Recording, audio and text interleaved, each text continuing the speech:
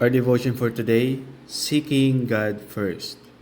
Matthew chapter 14 verse 14 to 21 is our scripture reading, and our key verse, John chapter 6 verse 26. Jesus answered them and said, Verily, verily, I say unto you, ye seek me, not because ye saw the miracles, but because ye did eat of the loaves and were filled. So how many times inisip mo or sinabi mo sa Diyos, I hope na pagpalain ka niya or dalangin mo sa Kanya na i-bless niya ang iyong buhay.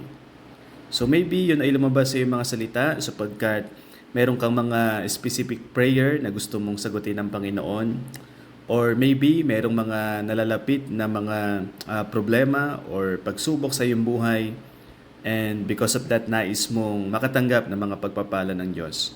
Now, maraming kaparaanan upang matanggap ang pagpapala ng Diyos. But at the same time, pag pinag-usapan ang blessing ng Diyos, ito ay nami-misinterpret ng marami. Kadalasan, iniisip natin pagdating sa blessing ng Diyos, ito lamang ay patungkol sa mga material na bagay.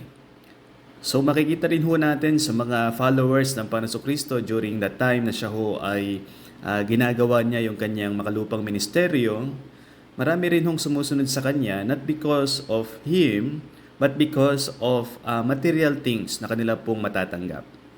So makikita po natin after magpakain ni Jesus ng at least 5,000 people, in-expose ng Panginoong Jesus yung kanilang attitude na materialistic.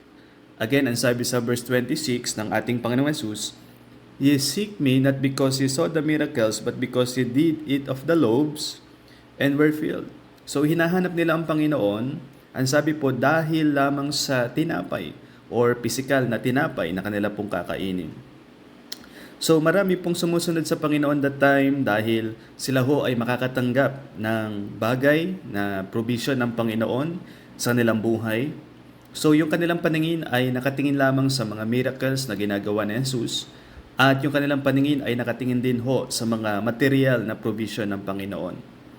Pero si Jesus, ang nais po niya makita sa kanyang mga followers ay hindi po siya hinahanap dahil lamang sa kanyang nais i-provide, kundi ang nais po ng Panginoon Jesus ay makita siya bilang isang tinapay ng buhay na nasa kanya masusumpungan ang katugunan sa lahat ng pangangailangan ng isang tao.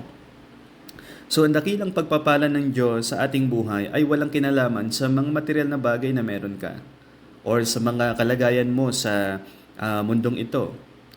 Ang tunay na pagpapala ng Diyos sa iyong buhay ay patungkol sa iyong lapit sa presensya ng Diyos. Gaano ka kalapit sa Panginoon? So, kaya nga po tinuro ng Panginoon sa kanyang mga disciples sa Matthew chapter 6 na unahin natin ang Diyos at lahat ng bagay ipagdaragdag niya sa atin. So, we need to seek God first sa ating buhay. So, let me ask you, kapatid, kaibigan, bakit ka nakatingin kay Jesus? Bakit ka nakatingin sa iyong tagapagligtas? Dahil lamang ba sa mga material na bagay na kanyang ipoprovide sa iyong buhay? Or dahil mahal mo siya? Because, listen to this, ang tunay na pagsubok sa pag-ibig ay mapapatunayan kapag ang isang tao ay nanatili sa iyo regardless of anything else. So kahit walang maibigay sa iyo, kahit walang matanggap na anumang material na bagay sa iyo, ay willing manatili sa iyo. And if you love the Lord, kaya ka ba naglilingkod sa Kanya? Kaya ka ba nagpapatuloy sa Kanya? Dahil ba mahal mo talaga siya or dahil lang sa mga material na bagay na meron ka? You need to be honest with this, kapatid. Paano pag pinayagan ng Diyos na ikaw ay magkasakit? Paano pag pinayagan ng Diyos na ikaw ay mangailangan? Paano pag pinayagan ng Diyos na ikaw ay mawalan ng trabaho or mawalan ng negosyo or maapektuhan ang iyong pangangailangan? Maapektuhan yung mga bagay na meron ka sa mundong ito. Paano kung pinayagan na yan ng Panginoon? Ano ang mas mahalaga sa iyo? Ang Panginoon o ang mga material na bagay sa mundong ito? That's why you need to seek God first. Kung papayagan ng Diyos na meron kang makakasama sa iyong buhay alone, sino ang iyong pipiliin? Maaring meron kang iniisip na iba or maybe material na bagay na gusto mong makuha sa mundong ito. But I would like you to know na napakahalagang piliin mo ang Panginoong Jesus. Piliin mong maging malapit sa Kanya. Napakahalagang mag-spend time ka alone with the Lord. Walang radio, walang television, walang cellphone, walang kahit sino. Ikaw at ang Panginoon lang. So, you need to ask yourself, gaano ka kalapit sa Panginoon? Gaano kahalaga ang presensya ng Diyos sa aking buhay? So, I hope matutunan mo ang Panginoon na mahalin siya at siya lamang.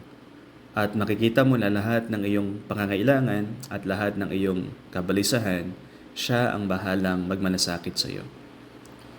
Let us pray. Dear Lord, dakilang Diyos, tulungan niyo po ako na hindi hanapin ang mga bagay or mga material na bagay sa aking buhay. Kundi, O Lord, Ikaw at Ikaw lamang. Itong aking dalangin sa pangalan ni Jesus. Amen.